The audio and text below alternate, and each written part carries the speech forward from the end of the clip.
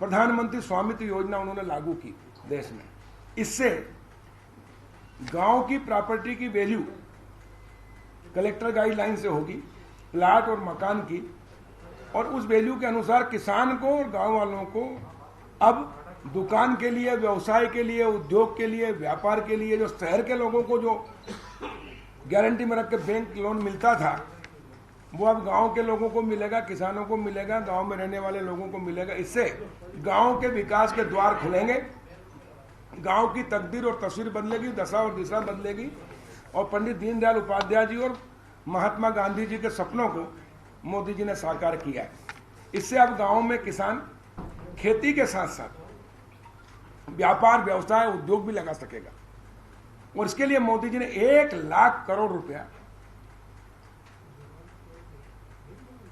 Infrastructure fund के लिए, कृषि आधारित उद्योग के लिए बजट में प्रावधान किया और रिलीज किया है। इससे अब किसान सिर्फ खेती करने के लिए मजबूर नहीं रहेगा। मैं किसान हूं, मैं खेती भी करूंगा, मैं व्यापार भी करूंगा, मैं व्यवसाय भी करूंगा और मैं उद्योग भी लगाऊंगा। अब मेरे पास वेयर हाउस भी होगा, कोल्ड स्टोरेज भी होगा, फूड प्रोसेसिंग प्लांट भी डाल सकूंगा और निर्यात भी कर सकूंगा, व्यापार भी कर सकूंगा। और इसके कारण जो बिचौलिए थे किसान और निर्यातक के बीच में, उपभोक्ताओं के बीच में, किसान को मिलते थे 5 पैसे और बिचौलिए कमाते थे 4 गुना, 5 गुना, 10 गुना, 20 गुना। इसलिए उपभोक्ताओं को भी अनाज, सब्जियां, फल सब महंगा मिलता था। अब मोदी जी ने जो नए एक लाए हैं, देश में कृषि सुधार के लिए 2 महत्वपूर्ण विधेयक अभी लोकसभा और राज्यसभा में पास हुए हैं। ये इस देश में नई कृषि क्रांति लाएंगे और किसानों को जो मजबूर थे उनको मजबूत बनाएंगे, आत्मनिर्भर बनाएंगे और किसान के विकास के द्वार खोलेंगे। और बिचौलिए अलग होकर किसान की आय 2 गुना, 3 गुना और 4 गुना और ज्यादा भी होगी। एक है कृषि उपज व्यापार और वाणिज्य संवर्धन एवं सरलीकरण विधेयक 2020 और दूसरा है कृषि सशक्तिकरण एवं संरक्षण, कीमत आश्वासन और कृषि सेवा पर करार विधेयक 2020। मैं भारत के सभी सांसदों को, लोकसभा और राज्यसभा, जिन्होंने चर्चा के बाद ये दोनों विधेयक पास किए, उसके लिए प्रधानमंत्री जी को, कृषि मंत्री, हमारा गौरव का विषय है कि मध्य प्रदेश के ही हैं नरेंद्र सिंह तोमर जी, उनको और सारे सांसदों को बधाई देता हूं मध्य प्रदेश के किसानों की ओर से। अब किसान अपनी मर्जी का मालिक होगा,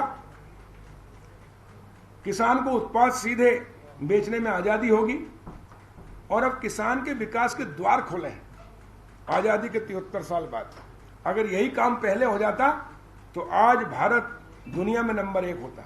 और हम सब ने देखा है कि कोरोना के संकट के समय सारे उद्योग धंधे, व्यापार, व्यवसाय से बंद थे। एक ही क्षेत्र खुला था, वो था हमारा गांव, हमारा किसान, हमारे मजदूर और हमारी खेती। और उसी ने सारे उद्योग का जो है आर्थिक माइनस में गया, अकेला कृषि क्षेत्र जो प्लस में गया। और किसान और मजदूर ही है जिन्होंने अपना पसीना बहाकर इस देश के 130 करोड़ लोगों को दोनों टाइम भोजन, सब्जी और दूध की व्यवस्था की, जिससे लोग जीवित हैं। और इसलिए जीवनदाता, अन्नदाता किसान के हित में आजादी के बाद ये सबसे बड़ा कानून बनाए, आबादी का मालिकाना हक देकर प्रधानमंत्री स्वामित्व योजना के तहत, जिससे उनके विकास के द्वार खोले। मैंने जैसे कहा, और अब जाकर गांव, किसान और मजदूर आत्मनिर्भर होगा, सशक्त होगा। और गांव, गरीब और किसान जब आत्मनिर्भर होगा तो देश आत्मनिर्भर होगा, क्योंकि खेती और किसान इस देश की रीढ़ है। वो मजबूत होगी तो ही देश मजबूत होगा। और अब तेज गति से गांव, गरीब और किसान तरक्की करेंगे। और अभी तक सिर्फ शहरी क्षेत्र में ही विकास था, उद्योग धंधा, व्यापार, व्यवसाय करने का अधिकार सिर्फ शहरी लोगों को था, क्योंकि शहर की प्रॉपर्टी की वैल्यू होती है, उसके कारण बैंक ऋण देती है, क्योंकि बैंक जो भी ऋण देती है वो गारंटी में प्रॉपर्टी रखती है। लेकिन गांव में प्रॉपर्टी की वैल्यू होने के बावजूद भी नियम कानून नहीं था। किसान को मजबूर कर दिया, सिर्फ खेती करो, मजदूरी करो, आप व्यापार नहीं कर सकते, आप व्यवसाय नहीं कर सकते। किसान को ट्रैक्टर, हार्वेस्टर, सिंचाई के लिए लोन मिल सकता था। मैं खुद किसान हूँ, मैंने सोचा कि मैं एक वेयर हाउस बना लूँ ताकि 30% सब्सिडी मिल जाए, लेकिन मेरे पास प्रॉपर्टी भी पर्याप्त थी, लेकिन उसके बाद में मना कर दिया गया। और जब मैं राजस्व मंत्री बना तो उस समय मैंने मुख्यमंत्री ग्रामीण आवास अधिकार पुस्तक के माध्यम से आबादी का मालिकाना हक दिया। मसन गांव हरदा जिले का पहला गांव है देश का जो आज़ाद हुआ। 2 अक्टूबर 2008 को गांधी जयंती के दिन हमने उस दिन कहा था कि कांग्रेस ने 50 साल गांधी जी के नाम पर राज किया, लेकिन गांधी जी के सपनों को साकार नहीं किया, हमने साकार किया। और इसलिए सच्चे गांधीवादी विचारधारा को लेकर चलिए तो भारतीय जनता पार्टी, शिवराज सिंह चौहान और कमल पटेल और मोदी जी, जिन्होंने पूरे देश में प्रधानमंत्री स्वामित्व योजना से पूरे देश के विकास के गांव के द्वार खोले। और इसलिए सच्चे गांधीवादी इस देश में कोई है तो प्रधानमंत्री नरेंद्र मोदी जी। हम जो कहते हैं वो करते हैं, सबका साथ, सबका विकास और सबका विश्वास, जो मोदी जी का नारा उसको चरितार्थ करके दिखाया। एक पूरी बात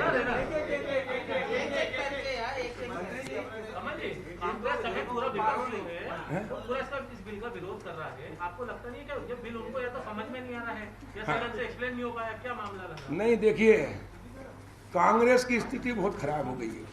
अब वो क्या करें? तो भारतीय जनता पार्टी की सरकार जो भी अच्छा कार्य करती है उसका विरोध करना उसका एजेंडा है, जबकि कांग्रेस ने भी अपने घोषणा पत्र में कहा था कि हम स्वामीनाथन आयोग की रिपोर्ट को लागू करेंगे, हम किसान की आय बढ़ाएंगे। अब क्या कह रहे हैं वो? इसका विरोध कैसे कर रहे हैं? भ्रमित कर रहे हैं। पहले क्या भ्रम कर रहे हैं? मंडियां बंद हो जाएगी, एमएसपी पे खरीदी बंद हो जाएगी। मैं आपके माध्यम से संपूर्ण मध्य प्रदेश के किसान भाइयों से और देश के किसान भाइयों से भी कहना चाहता हूं, न तो मंडियां बंद होगी, न एमएसपी पे खरीदी बंद होगी। समर्थन मूल्य पर सरकार खरीदी करेगी और बढ़ा के करेगी, लेकिन हम किसान को और अवसर देना चाहते हैं। देखिए, मांग और पूर्ति, इस पर व्यापार का रेट बनता है किसान की फसल का। मांग ज्यादा है, पूर्ति कम है तो रेट बढ़ेंगे, पूर्ति ज्यादा है, मांग कम है तो रेट घटेंगे। अभी मंडियों में जब खरीफ और रबी की फसल आती है, किसान की एक साथ आती है। अभी आएगी सोयाबीन, इस बार तो खराब हो गई, और एक साथ मंडी में जाती हैं। मंडियां हैं कम और व्यापारी 100 व्यापारी मान लो भोपाल मंडी में है, उनकी क्षमता 10,000 कुंटल खरीदने की है, लेकिन माल आ जाता है 1 लाख कुंटल। तो क्यों बोली लगाएंगे? वो डाउन कर देंगे। 8-8 दिन, 10-10 दिन, 15-15 दिन मंडियों में गाड़ियां खड़ी रहती, तुलाई नहीं होती, खरीदार नहीं मिलता है, और इसलिए औने पौने भाव पर किसान को बेचना पड़ता है, उसका किराया लगता है। छोटा किसान 1 हेक्टेयर और 2 हेक्टेयर वाले कितने हैं? मध्य प्रदेश में 75% किसान छोटे हैं, सीमांत तो लघु 1 और 2 हेक्टेयर यानी 5 एकड़ तक के। वो किसान, उनके पास ट्रैक्टर नहीं होता, साधन नहीं होता, 20 कुंटल, 25 कुंटल, 30 कुंटल माल, 10 कुंटल, और इसलिए वो फड़िया वाले उनको घर से औने पौने भाव पे खरीद लेते हैं, मजबूर होकर बेचते हैं। अब इस नए विधेयक के माध्यम से अब खुली छूट दे दी कि उपभोक्ता भी जो पैन कार्ड धारी है वो भी सीधा किसान से खरीद सकता है, जो अभी तक नहीं खरीद सकता था, और इसलिए उसको भी सस्ता माल मिलेगा। मैं किसान हूँ, ये व्यापार शहर में रहते हैं, इनको मेरा सरबती गेहूं पसंद आया, ये बाजार से 4,000 रुपये क्विंटल लाते हैं, ये किसान के पास जाएंगे सीधा उसको 3,000 में मिल जाएगा। तो किसान से लेते हैं 2,000 के अंदर और व्यापारी बेचते हैं 4,000। तो ये बिचौलिए खत्म करने का कानून है, एक आजादी दिलाई है उपभोक्ताओं को भी और किसान को भी बिचौलियों से मोदी जी ने। और इसलिए ये भ्रम फैला रहे हैं। समर्थन मूल्य, अब मैं किसान हूं, मुझे अगर मंडी में रेट ज्यादा मिलेगा तो मैं मंडी में ले जाऊंगा, मुझे समर्थन मूल्य में रेट ज्यादा मिलेगा तो मैं समर्थन मूल्य पे जाऊंगा, और मुझे घर से ही अच्छे रेट मिल जाएगा तो मैं काय को ट्रैक्टर ट्राली लेकर डीजल खर्च करूंगा, समय खराब करूंगा, घर से ही बेच दूंगा, खलिहान से बेच दूंगा। एक एग्रीमेंट होगा किसान के बीच में, कॉन्ट्रैक्ट खेती भी होगी। अभी मिर्ची कभी 2 रुपए किलो बिकती है, प्याज टमाटर कभी 4 रुपए, कभी 10 रुपए, कभी 40-60 और 100 रुपए किलो व्यापारी कमाते हैं। ये व्यापारी है, इन्होंने मुझे, कंपनी मुझे कहा कि आप मिर्ची लगाइए, हम आपको बीज और ये सब देंगे, आपसे 20 रुपए किलो यानी 2,000 रुपये कुंटल खरीदेंगे, भले रेट 1,000 का होगा तो भी, और मुझे लगता है कि मुझे 2,000 में फायदा है तो मैं कॉन्ट्रैक्ट खेती करूंगा। और इस प्रकार किसानों के लिए अधिक से अधिक व्यापारी प्रतिस्पर्धा में खरीदने के लिए आए, क्योंकि मुट्ठी भर व्यापारी हैं जो मंडियों में, वो इतना माल खरीद नहीं सकते क्योंकि उत्पादन बढ़ा है। सुनिए, शिवराज सिंह चौहान जी ने जहां 7.5 लाख हेक्टेयर सिंचाई थी, भारतीय जनता पार्टी की सरकार ने 42 लाख हेक्टेयर में कर दी, और इसलिए कृषि उत्पादन 5 गुना बढ़ा है, लेकिन व्यापारी नहीं बढ़े। और इसलिए ये व्यापारियों का विस्तार भी है, प्रतिस्पर्धा है, और इससे किसान को जहां अच्छा रेट मिलेगा वो बेचेगा। और इसलिए हम इस विधेयक का स्वागत करते हैं। मंत्री जी, सवाल ये लग रहा है कांग्रेस अपने राहुल भैया को लेकर किसान संगठन भी है, किसान संगठन भी है जो इसका विरोध कर रहा है। भारतीय जनता पार्टी भी समझा पा रही, सरकार समझा नहीं पा रही है। नहीं, देखिए, सबको अपनी अपनी राजनीति करना है, इसलिए वो कर रहे हैं। लेकिन हम ये कह रहे हैं कि जो पहले व्यवस्था थी वो रहेगी, इतनी सी भी 0.01% भी कम नहीं कर रहे हैं। ये अतिरिक्त सुविधा किसान को दे रहे हैं, उपभोक्ताओं को दे रहे हैं, बिचौलिए हटा रहे हैं। यही पहले मांग करते थे कि मंडी में औने पौने भाव पे बिक रहा है, किसान लूट रहा है, कोई कीमत नहीं दे रहा है। अब जब कीमत देने जा रहे हैं, अच्छा काम कर रहे हैं, अतिरिक्त सुविधा दे रहे हैं, इससे तो किसान का फायदा ही होगा। सर, लेकिन इसमें डर ये लग रहा है कि फिर इसमें जो अंबानी अडानी आएंगे और एक पूरा बड़ा सेक्टर जो है खेती का, किसानी का, वो उस पे उनका अधिकार। देखिए, हम चाहते हैं कि अडानी अंबानी नहीं, सब लोग आए कृषि क्षेत्र में इन्वेस्ट करें। अभी तक कृषि क्षेत्र में किसी ने इन्वेस्ट नहीं किया, इसलिए कृषि पिछड़ी हुई है, घाटे का धंधा। अभी तक सिर्फ बड़े बड़े शहरों में उद्योग धंधे लगे हैं। अब गांव में भी warehouse, cold storage, food processing plant, कृषि उपकरण के उद्योग वगैरह सब डलेंगे। कृषि क्षेत्र में इन्वेस्टमेंट होगा। ये देश कृषि प्रधान देश है। कायदे से नेहरू जी ने गलती की कि उनको कृषि को प्रधानता देते हुए अगर वो कृषि आधारित उद्योग लगाते तो आज देश दुनिया में नंबर 1 होता, अमेरिका और चाइना से भी आगे निकलता। उन्होंने गलती की, वो हम सुधार रहे हैं। और देखो, आपने उद्योग धंधे सब बंद हो गए कोरोना के चक्कर में। अडानी अंबानी सब निपट गए, कोई भी बड़े गए। खेती ही थी जिसने जिंदा रखा दोनों टाइम। हम भी आप सब जिंदे भोजन मिल रहा है तो किसानों के कारण। और इसलिए कृषि क्षेत्र में इन्वेस्टमेंट होना चाहिए ताकि हमारी हिंदुस्तान की, देखिए, जलवायु अच्छी है, पर्यावरण अच्छा है, जमीन अच्छी है, मिट्टी अच्छी है, पानी है, नदियां हैं, पहाड़ है, पर्वत है, लेकिन यहाँ कृषि को प्राथमिकता नहीं दी गई। इसलिए हमारा देश पिछड़ा हुआ है, गरीब है। हमारे देश से गरीबी का कलंक हटेगा कब हटेगा? जब किसी कृषि क्षेत्र को हम बढ़ावा देंगे, खेती को बढ़ावा देंगे। और इसलिए हम दुनिया में सिरमौर बन सकते हैं। सर, ये फसल बीमा को लेकर क्या न्यूनतम राशि मिले किसानों को, ऐसा कोई नियम